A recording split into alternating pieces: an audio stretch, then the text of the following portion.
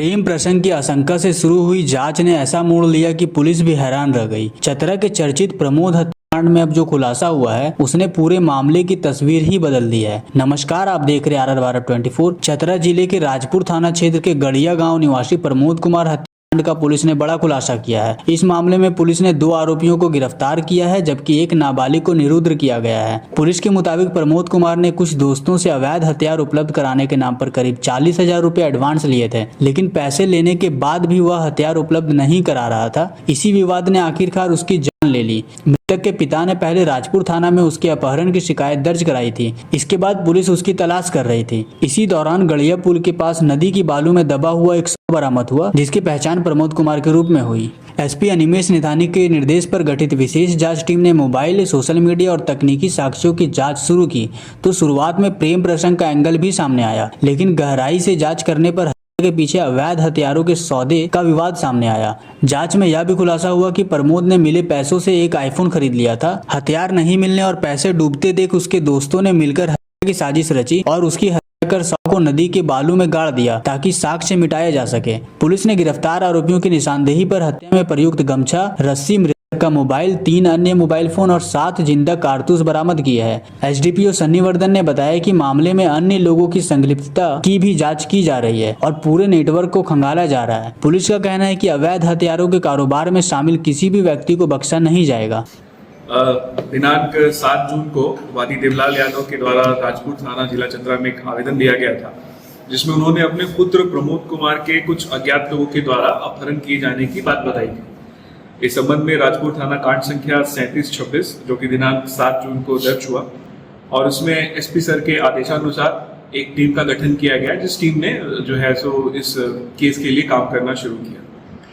तो जब ये टीम ने काम करना शुरू किया तो उस समय बहुत सारे एंगल्स बताए गए थे, जैसे प्रेम संबंध, जमीन विवाद, जो कि बहुत जगह से मिल रहा था। पर SP सर का साफ निर्देश था कि केस जो है सो बहुत कॉम्प्लिकेटेड है और सर ने जो है सो टेक्निकल इनपुट्स और ह्यूमन इंट को प्रॉपर स्टडी करके पूरी टीम को गाइड किया। उसके कुछ समय के बाद जो है सो जो गड़िया पुल है उससे 200 मीटर उत्तर में बालू में गाड़ा हुआ मृतक का शव, जो अपहृत युवक था उसका शव बरामद किया।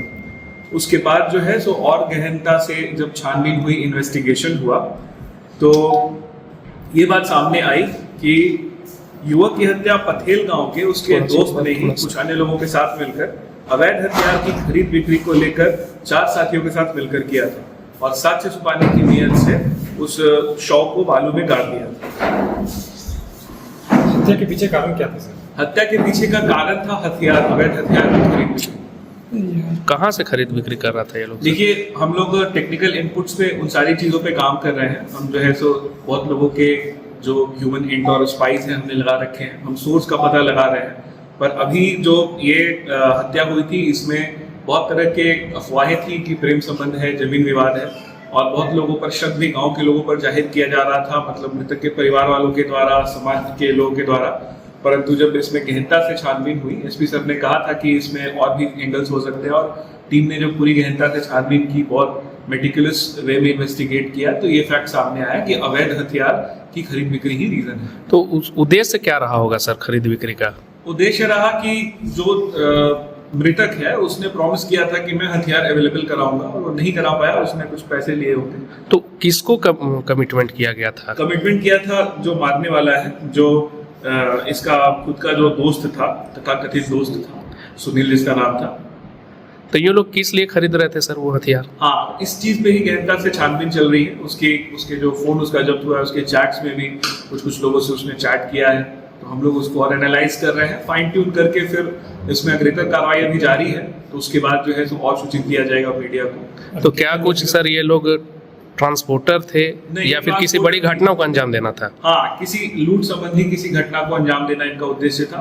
क्योंकि राजपुर जैसा जो जगह है वो अक्सर क्या है कि ग्रामीण क्षेत्र है और ग्रामीण क्षेत्र जो है सो रात के समय सुनसान हो जाता है, तो संभवतः किसी लूटपाट के इरादे से ही इनको हथियार चाहिए था। इसमें और कितने लोग फरार चल रहे हैं? देखिए, इसमें अभी 2 अप्राथमिक अभियुक्त गिरफ्तार किए गए हैं और एक नाबालिग को निरुद्ध किया गया है और जो 2-3 लोग हैं जो कि फरार हैं, उन पे छापेमारी चल रही है। इसके अलावा जो चैट और कॉल डिटेल्स में बाकी चीजें जो सामने आएंगी उससे और भी छापेमारी इसमें की जाएगी। तो ट्रैक रिकॉर्ड भी रहा है क्या इनका सर? नहीं, ये एक इंटरेस्टिंग बात है कि इन सब लड़कों का कोई क्राइम रिकॉर्ड नहीं हुआ है। 19 साल 21 साल के हैं ये लोग, और ये जो है सो क्राइम की दुनिया में बस घुसने ही जा रहे थे, और इनका दोस्त जो कमिटमेंट किया था उसने पूरा नहीं किया, तो इसने उनका। किस तरह हत्या किया था सर?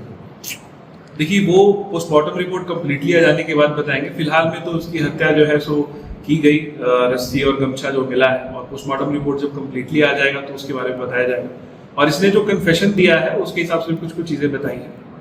क्या क्या चीज बरामद हुआ उसमें? देखिए, बरामद में एक गमछा जो हत्या में प्रयुक्त हुआ था, एक रस्सी का टुकड़ा, एक उसका जो आईफोन था, और जो है सो 7 जिंदा राउंड भी मिले हैं, और 3 अन्य मोबाइल फोन बरामद हुए हैं।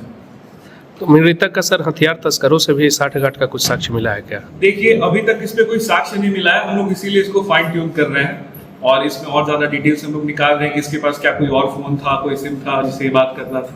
सारी चीजों पर जांच चल रही है।